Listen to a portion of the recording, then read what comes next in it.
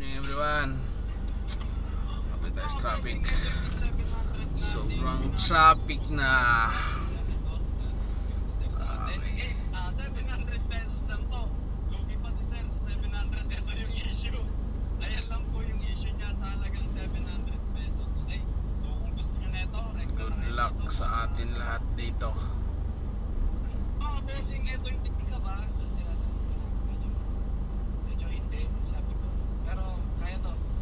At saka yung panahon pa magtinda yun, di ba? Yes. Masama sa lalamunan yung basa ilong, sa lalamunan nakakapuyo. Walang galawan.